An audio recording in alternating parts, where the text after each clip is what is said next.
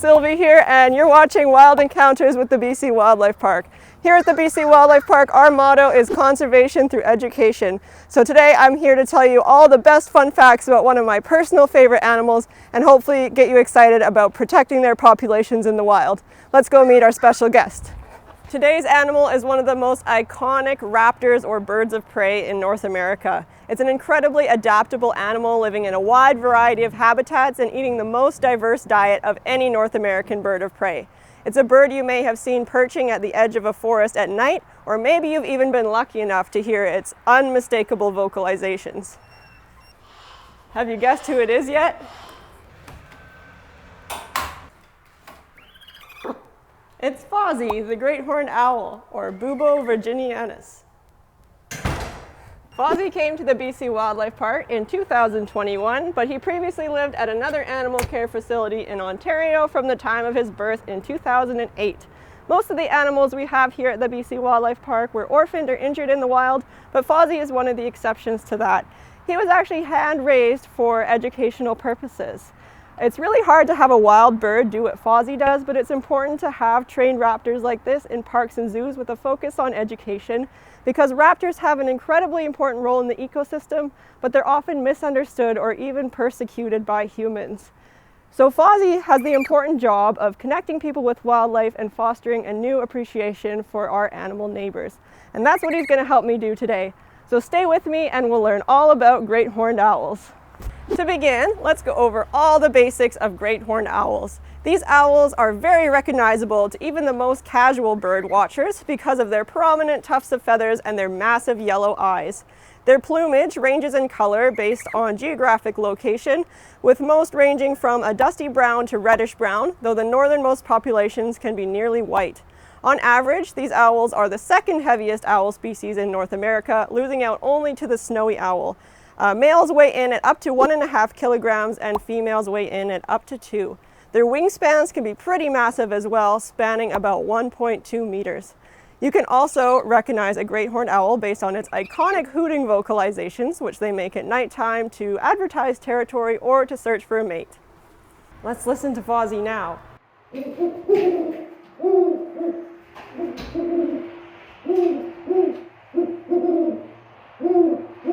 These owls are the most common owl in the Americas and live almost anywhere in North America up to the northern tree line and down into parts of Central and South America as well.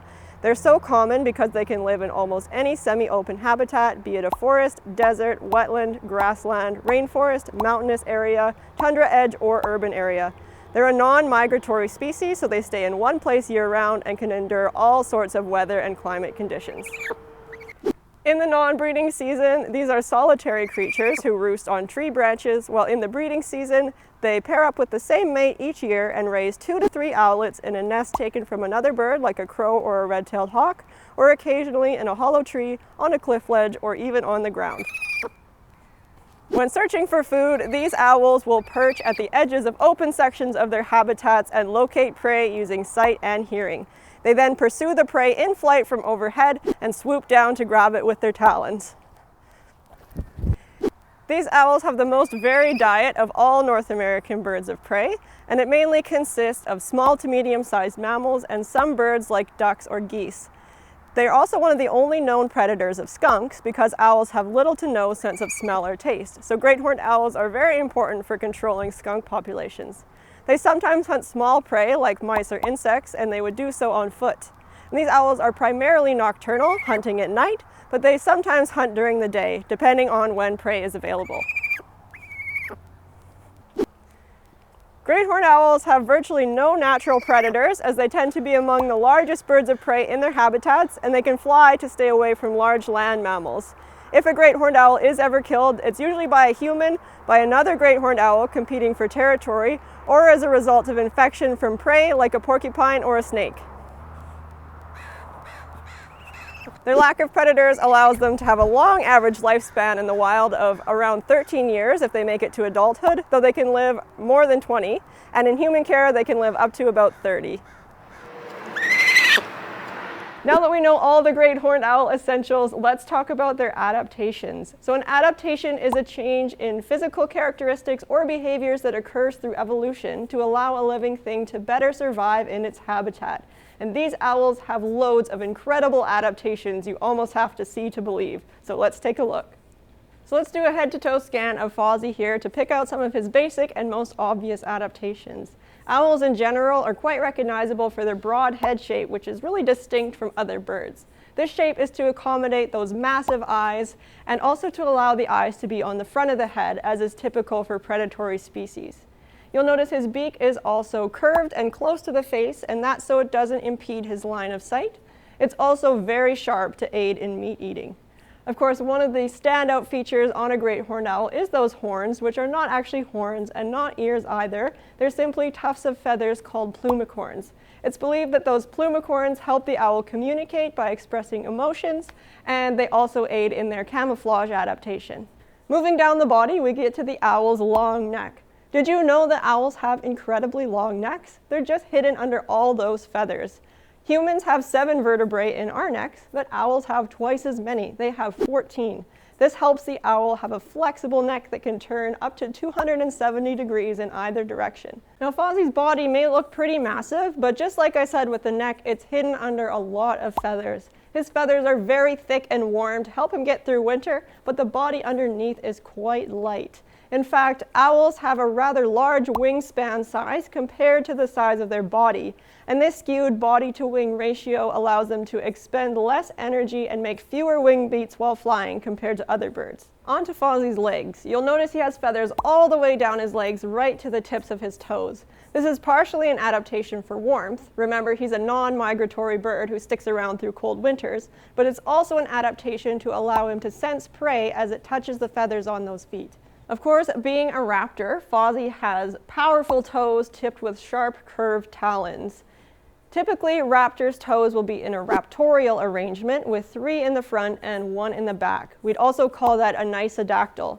But as you can see here, Fozzy has 2 in the front and 2 in the back right now. He is zygodactyl, but unlike all other zygodactyl birds, with the exception of ospreys, owls have 1 opposable toe that they can rotate to the front or the back to give them the best possible grip on prey or on branches. Now that we've done our little head-to-toe scan of Fozzy, let's talk about some of his most incredible and specialized adaptations. When we look at Fozzy's overall appearance, you'll notice all the beautiful markings and colors on his feathers or his plumage, and this is all part of his adaptation of camouflage. Because great horned owls generally nest and roost in trees, they've evolved to match the colors and textures of tree bark. His plumicorns further add to this facade by giving the appearance of small tree branches poking out the top of his head. To a human, this might all be hard to visualize, but remember that great horned owls are nocturnal and are generally active in the evenings and night when natural light is low. So for a lot of animals, it can be hard to make out just exactly what is above their head in the dark. So great horned owls really do a great job of making themselves disappear. You might also remember that great horned owls have virtually no natural predators, so they don't need camouflage to keep themselves safe. They use it to hide from and sneak up on their prey. It's an adaptation for hunting and not so much for defense. Speaking of adaptations for hunting, great horned owls and all owls have incredible eyes. They have to be the standout feature when you look at Fozzy's face. They're huge. Those eyes take up about 2/3 of his total head size, and they can account for up to 5% of his total body weight. Even though Fozzy's a lot smaller than I am overall, our eyes are about the same size in circumference. And great horned owls' eyes are so large that if you look into their ear holes, you can actually see the back of their eyes. To put things in perspective, if my eyes took up 2/3 of my head, my eyes would be the size of 2 large oranges. Having such large eyes gives the owls a broader field of binocular vision. Humans also have binocular vision. We both have eyes on the front of our heads, as most predators do, and this is an adaptation for tracking the movements of potential prey. Where the 2 eyes' fields of view overlap, this is where the 3D or binocular vision occurs, and it gives them and us our depth perception. Having large eyes and a larger field of view is also beneficial for the owls because they lack some of the peripheral vision that humans have. We have round eyes, which gives us the ability to use muscle to move our eyes in all directions. But Fozzy has tube-shaped eyes that are locked in place by bones called sclerotic rings, and he can only look straight ahead. The large size of his eye gives him a broader scope in that one direction, and then of course owls evolved the ability to turn their necks so far to compensate even further. Having a tube-shaped eye is beneficial for the owl because it allows them to see at a distance. Great horned owls often like to hunt by perching at the edge of an open woodland and locking onto their prey from a distance before making a sneak attack to capture it. Having a cylindrical eye increases the distance between the lens that bends light at the front of the eye and the retina that takes in light at the back. This all results in farsightedness, or a heightened ability to focus on things that are far away. Of course, being nocturnal, great horned owls have adaptations in their eyes for seeing in the dark. The massive lens at the front of the eye allows as much light as possible to enter, and they can also dilate their pupils extremely wide to let light in the dark. It's a common myth that owls are blind in daylight. This isn't true. They can actually adjust the size of their pupil to best suit the time of day and the amount of light available. Opening that pupil up really wide at night gives light the best chance at hitting the retina in the back of the eye. Like humans, owls have two different types of light-sensitive cells in their eyes. There are rods, which are for detecting light and movement, and cones, which are detecting color. We humans have approximately 20 rods for every cone cell in our eyes, whereas these owls have approximately 30 rods for every cone. This makes them better at both absorbing light and detecting movement in the dark. Great horned owls also have an extra layer behind their retina called the tapetum lucidum, and this catches any light that may have passed through the retina and bounces it back, giving it another chance to be absorbed. Lastly, these owls' eyes also have reflective power, which means if you shine a light at them, they will shine back. And this also helps with night vision. When night vision isn't enough, great horned owls can also use their ears to hunt. As I mentioned before, these plumicorns are not Fozzy's ears. His ears are actually a pair of holes that sit just behind the stiff rings of feathers on his face called facial discs. And the facial discs are actually his greatest adaptation for hearing. They work like satellites, pulling in and amplifying and directing sound into those ear holes. The ear holes are then covered by a thin layer of soft feathers which filter the sound as it enters.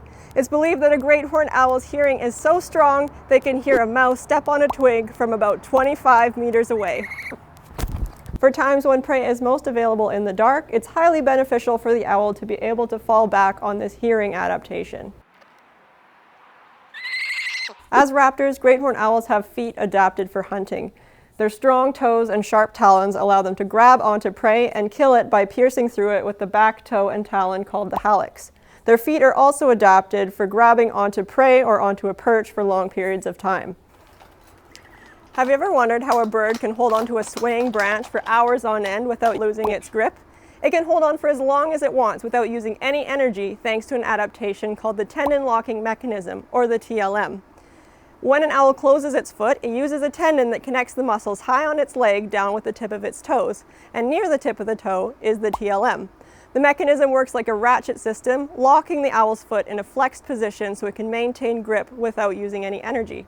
How it works is the tendon itself is covered in a section of bumpy structures called tubercles, and the tendon is surrounded by a sheath with closely spaced ridges called plicae on the inner surface. When the owl closes its foot, the tendon is pulled within its sheath, and the bumpy tubercles rub against the ridged plicae. When the bird feels resistance in its toes, the TLM engages and it will remain in the locked position until disengagement is initiated. Interestingly, it is unknown how exactly raptors disengage the TLM. It seems it might even be difficult for the birds themselves to disengage, as a raptor that has grabbed onto its prey can have a hard time letting go. Lastly, one of an owl's greatest hunting assets is its stealth, which comes from specially adapted wings. Many owl species, particularly nocturnal ones like the great horned owl, have the adaptation of silent flight.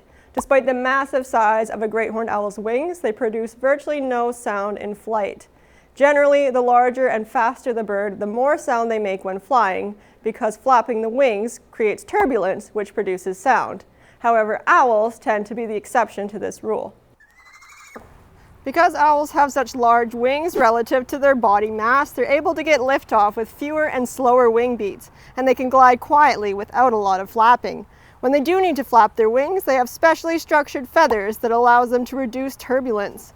The leading edge of the feathers has comb-like serrations which break up the turbulence into smaller streams of microturbulences. As those streams pass over the surface of the feather, a unique velvety texture minimizes any resistance.